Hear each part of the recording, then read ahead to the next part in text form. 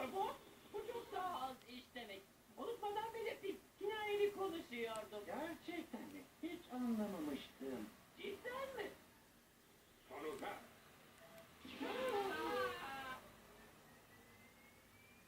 Güneş panelleri mi ihtiyacım olandan çok daha fazla enerji üretiyor? Aferin bana. Ayrıca güneşe. Peki bu ekstra enerjiyle ne yapmalı? Biliyorum. Tüm robotlarımı şarj edeceğim ve onları bir yıkıp görevine göndereceğim. Bu oldukça iyi bir fikirdi.